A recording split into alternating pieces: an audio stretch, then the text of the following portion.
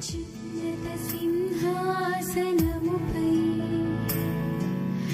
ఆసీనుడవైన దేవా, అత్యంత ప్రేమా స్వరూపివి నీవే, ఆరాధింతును. బిలీవర్స్ మీడియా మినిస్ట్రీస్ అనుదిన జీవాహారం అను ఈ కార్యక్రమాన్ని మానక క్రమం తప్పకుండా వీక్షిస్తున్న ప్రియా దేవుని బిడ్డలారా, మీ అందరికీ ఈ ఉదయకాలపు శుభాభివందనాలు తెలియజేస్తున్నాను. అందరికీ వందనాలు. బాగున్నారు కదూ? మీ అందరికీ మరి ఉదయకాలమున దేవుని వాక్యాన్ని అందించడానికి దేవుడు నన్ను కూడా బలపరిచి క్షేమమునిచ్చి నా జీవితంలో కూడా ఇచ్చిన మరొక దినాన్ని బట్టి ప్రభుని స్తుతిస్తున్నాను. ఇలాగ దేవుని వాక్యమును మరి మీతో పంచుకోవడానికి దేవుడు కృపను అనుగ్రహిస్తూ ఉన్నాడు. ఈ పరిచర్య కొరకు మానక మీ అనుదిన ప్రార్థనలో జ్ఞాపకం చేసుకునండి. దీనిని అనేకులకు షేర్ చేసి మీరు సబ్స్క్రైబ్ చేసుకుని మరి ఈ పరిచర్యలో మీరు పాలుభాగస్తులు అవ్వండి. దేవుని సువార్త వ్యాప్తిలో మీ వంతు కృషిని మీరు చేయాలని ప్రేమతో మనవి చేస్తూ మరి భారముతో ఈ పరిచర్యను ప్రారంభిస్తూ మరి కొనసాగిస్తూ ఉన్నాం. దేవుడే దీని అంతటికీ కృప చూపుచూ ఉన్నాడు. మరి ఉదయకాలమున దేవుని వాక్యమును మనం విందాం. మనందరం బైబిల్ తెరచి హెబ్రీయులకు రాసిన పత్రిక 12వ అధ్యాయం 15వ వచనం మనం చదువుదాం.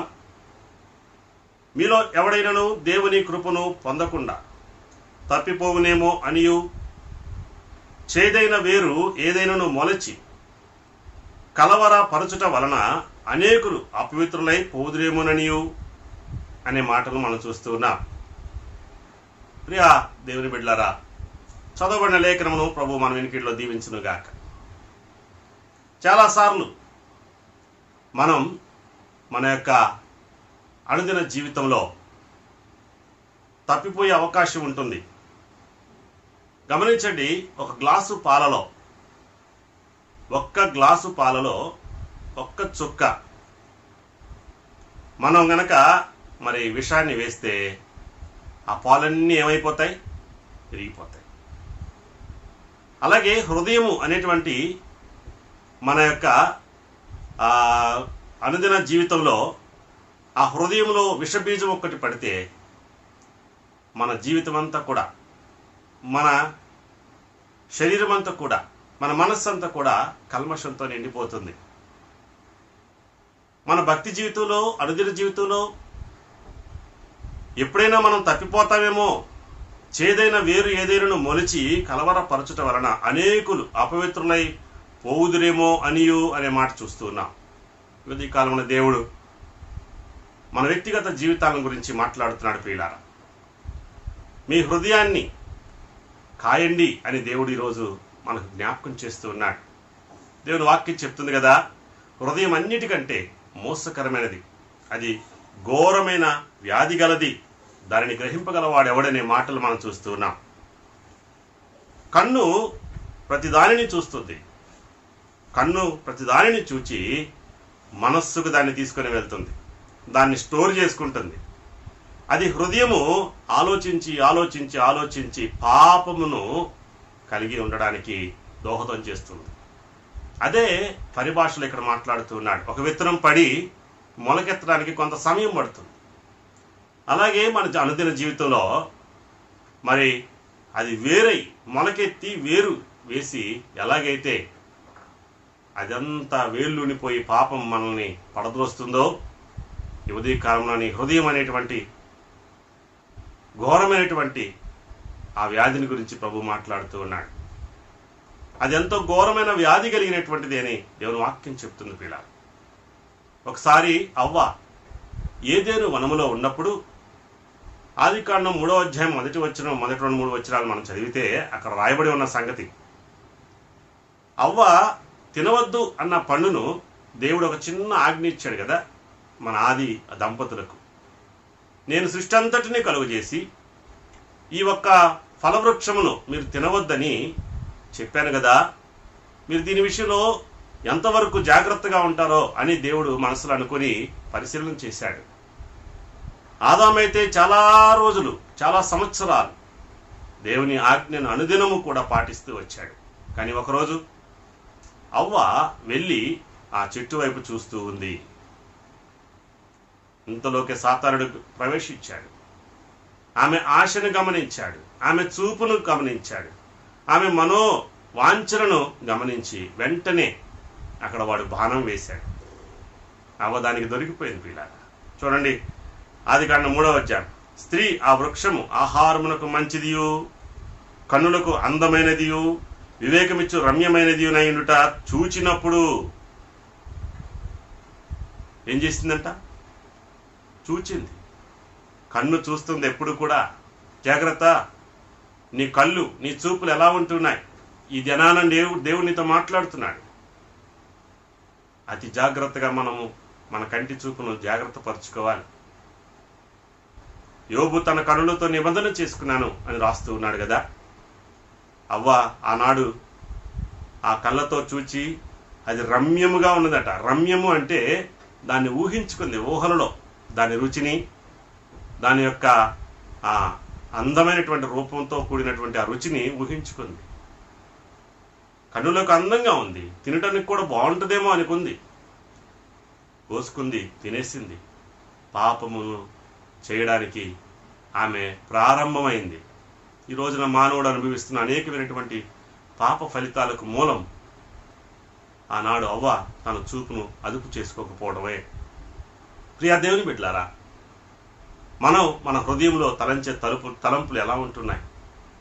దేవుని వాక్యం చెప్తుంది, నరుల చెడుతనము భూమి మీద గొప్పదని, వారి హృదయం యొక్క తలంపులలోని ఊహంతయు ఎల్లప్పుడూ కేవలం చెడ్డదని దేవుడు నోవహు జలప్రలయానికి ముందు ఊహించాడు.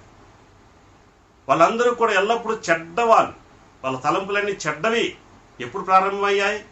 అవ్వ దగ్గర నుంచి మానవుని యొక్క తలంపులు చెడిపోవడం ప్రారంభించాయి. అందుకని దేవుని వాక్యం ఈరోజు నిన్ను హెచ్చరిస్తుంది, జాగ్రత్త. ఒకవేళ ఏదైనా నువ్వు చూచి దానిని దాచిపెట్టుకుని నీ హృదయంలో దానికి తలపోస్తూ అది వేళ్ళూనిపై పాపము చేసి మరి నువ్వు దేవునికి దూరమయ్యే అవకాశం ఉంటుంది కనుక ఇదిగో నీ కంటి చూపును, నీ హృదయాన్ని జాగ్రత్తగా కాచుకోమని దేవుడి ఉదయకాలం నీతో మాట్లాడుతున్నాడు. దేవుడు నీకు ఇచ్చిన ఈ దినములో నువ్వు బయటకు వెళ్తావు, నువ్వు ఎక్కడెక్కడో తిరుగుతావు, నువ్వు ఏం చేస్తున్నావో, నువ్వు ఎవరిని చూస్తున్నావో, ఏం చేస్తున్నావో కదా. సాతానుడు ఎప్పుడు కూడా అక్కడ ఆకర్షిస్తూ ఉంటాడు. మీరు స్వీట్ దుకాణాలకు ఎప్పుడైనా వెళ్తే అక్కడ గమనించండి, హోటల్స్లో, స్వీట్ దుకాణాల్లో ఒక మంచి లైట్ పెట్టి ఉంటుంది పురుగుల్ని ఆకర్షించడానికి. ఆ లైట్లో నుంచి వచ్చే ఒక మంచి రంగుతో కూడినటువంటి ఆ కిరణాలను దోమలు, పురుగులు ఆకర్షించి అక్కడికి వెళ్తాయి. వాటికి ఎంతో ఇష్టమైన రంగు అన్నమాట అది. అక్కడికి వెళ్ళి వెంటనే దానికి అట్రాక్ట్ అయిపోయి దానిలో ఇరుక్కొని చచ్చిపోతాయి. సాతానుడు కూడా అంతే, ఎవరిని మింగుదమా అని వాడు ఎదురు చూస్తున్నాడు. జాగ్రత్త, నీ హృదయానికి కంచి వేసి కాపాడుకోవాలి. చిన్నప్పుడు మా అమ్మమ్మ గారి ఇంటి దగ్గర చాలా కూరగాయల మొక్కలు పెట్టుకునేవాళ్ళు. ఆ దొడ్డి చుట్టూ కూడా కంచెలు వేసి ఉండేవి. ఒకవైపు మాత్రం మనుషులు తిరగడానికి ప్లేస్ ఉండేది. దానికి ఎప్పుడూ కూడా మా అమ్మమ్మ గారు దానికి అడ్డంగా ఒక కర్ర పెట్టేది. ఎందుకంటే ఆ కర్ర ఉంటే గేదెలు, మరి గొర్రెలు, మేకలు వచ్చి రాకుండా అది అడ్డుకుని ఆ పంటని కాపాడడానికి, ఆ వంగ చెట్లు, బెండకాయ మొక్కలు, ఆ కూరగాయ మొక్కల్ని కాపాడడానికి కంచెకి ఎప్పుడూ కూడా కర్రను అడ్డుగా పెట్టేది. ఎప్పుడైనా గుర్తొచ్చినప్పుడు వెళ్ళి కర్ర పెట్టుందో లేదో చూసిరండి అని పంపించేది. మనం ఎందుకు తలుపులు వేసుకుంటాం? మనం ఎందుకు మన యొక్క కాంపౌండ్ వాళ్ళు కట్టుకొని గేటు పెట్టి తాళాలు వేసుకుంటాం? మనల్ని మనం కాపాడుకోవాలని. ఏవైనా వచ్చి మన ఇంటిని పాడు చేస్తాయేమోనని మనం ఎలాగైతే జాగ్రత్తగా మన ఇంటిని కాచుకుంటామో అలాగే నీ హృదయాన్ని నువ్వు కాచుకోవాలి.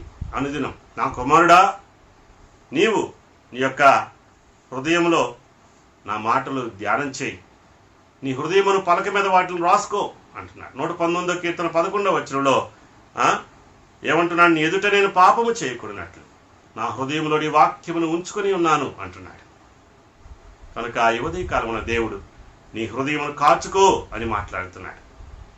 అవ్వ ఎలాగైతే పాపం చేసి మరి హృదయంలో మరి దేవుని ఎదుట శాపం తెచ్చుకుని వచ్చిందో ఆ శాపానికి నేను ఈ రోజుకి ఆ శాపాన్ని బారిన పడి ఎంతో భయంకరమైనటువంటి శాపగ్రస్తమైనటువంటి జీవితాన్ని మనం అనుభవిస్తూ ఉన్నాం ప్రియులారా. కనుక దేవుడు నీకు ఇచ్చిన ఈ రక్షణ అనేటువంటి గొప్ప అవకాశాన్ని చేజార్చుకోకుండా దేవుడు నిన్ను రక్షించుకోవడానికి ఆయన నీకు తన ద్వారమును తెరిచి తన మార్గమును చూపించి తన వాక్యమునిచ్చాడు. ఆ వాక్యాన్ని హృదయంలో ఉంచుకుంటే నీ హృదయాన్ని కాపాడుకోవచ్చు. ఒకవేళ పాపం ఉంటే నీ హృదయంలో దాన్ని నలగగొట్టు, దాన్ని విరగగొట్టు. ప్రభు అంటున్నాడు మరి 51వ కీర్తన 17వ వచనంలో, విరిగిన మనస్సే దేవునికి ఇష్టమైన బలులు. దేవా, విరిగి నలిగిన హృదయమును నీవు అలక్ష్యము చేసేవాడు కాదంటున్నాడు. కనుక ఎవరైతే మీ పాపాలని మీ హృదయంలో నుంచి తీసివేయడానికి ఇష్టపడుతున్నారో, ఇదిగో మీ హృదయాలను నలగగొట్టండి. వాటిని పాపములను మీ హృదయం తలంపులకు రాకుండా దానికి గేటు వేయండి కదా. ఎప్పుడు మనం గేటు వేయగలుగుతామంటే, నా కుమారుడా నీ హృదయం నాకిమ్ము అంటున్నాడు. ప్రభు వచ్చి దానిలో నివాసం ఉంటే దుష్టుడు ఆ దరిదాపులకే రాడు. దేవుని వాక్యం నీ హృదయంలో ఉంటే పాపమును నువ్వు చేయలేవు. కనుక ఈ ఉదయ కాలమున నీ వ్యక్తిగత జీవితాన్ని పరిశుభ్రంగా ఉంచుకోవాలని దేవుడు నీతో మాట్లాడాడు. కాబట్టి నీ హృదయాన్ని కాస్తావా? దానికి తాళం వేసి భద్రం చేసుకుంటావా? దేవుడిచ్చే నిత్య జీవాన్ని కోల్పోకుండా, దేవుడిచ్చే మహిమను విడిచిపెట్టుకొని భ్రష్టులమైపోకుండా బహు జాగ్రత్తగా దాన్ని కాపాడుకోవాలని ఉదయకాలమున దేవుడు నీతో మాట్లాడాడు. దేవుడి మాటలను మన వెనుకడిలో దీవించును గాక. ఆమేన్. నిన్నటి ప్రశ్నకు జవాబు చాలా చక్కగా పార్టిసిపేట్ చేశారు. బైబిల్ గ్రంథంలో ప్రకృతిని శాసించినటువంటి భక్తులు కొందరున్నారు. యెహోషువ, మోషే, ఏలియా. వీళ్ళు మరి ఏలియా అయితే వర్షమును రాకుండా అడ్డుకున్నాడు. మోషే సముద్రమును పాయలు చేశాడు, బండలో నుంచి నీరును రప్పించాడు. యెహోషువ అయితే సూర్యచంద్రులను గిబియోనులో ఆగిపోమని శాసిస్తే అవి ఆగిపోయాయి అని దేవుని వాక్యంలో మనం చూస్తూ ఉన్నాం. ప్రకృతితో మాట్లాడినటువంటి భక్తులు ఉన్నారు. కాబట్టి చాలామంది మరి చక్కగా జవాబులను పంపించారు. ముందుగా జవాబు పెట్టిన వాళ్ళని మేము అనౌన్స్ చేస్తాం అని చెప్పాం కదా. ఆ నిబంధనను అనుసరించి ఎంతో ఆసక్తిగా కృప అనే సహోదరి తిరిగి మళ్ళీ ముందుగా జవాబును పెట్టింది. ఆ సహోదరిని మేము అభినందిస్తున్నాం. అలాగే ఈ దినాన ప్రశ్న, ఈ దినము ప్రశ్న ఏమిటంటే, అవ్వ ఎలాగైతే చూచి దాని హృదయము దాన్ని రమ్యించి పాపం చేయడానికి పూనుకున్నదో, అదే ప్రకారముగా పాత నిబంధన గ్రంథములో ఒక రాజు చూచి మరి పాపమును చేసినట్లుగా మనం చూస్తాం. రాజులలో ఒక రాజు అన్నమాట ఆయన పేరు చెప్పగలుగుతారా? ప్రశ్నను గమనించండి. ప్రశ్నను మరి అర్థం కాకపోతే నోటిఫికేషన్లో మమ్మల్ని తిరిగి అడగండి. కొంతమంది తప్పుగా జవాబులు పెట్టి చాలా ఇబ్బంది మరి చాలా బాధపడుతూ ఉన్నారు.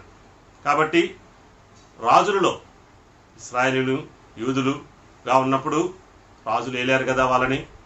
ఒక రాజు చూచి రమ్యించి పాపము చేసి దేవుని శాపానికి గురయ్యాడు.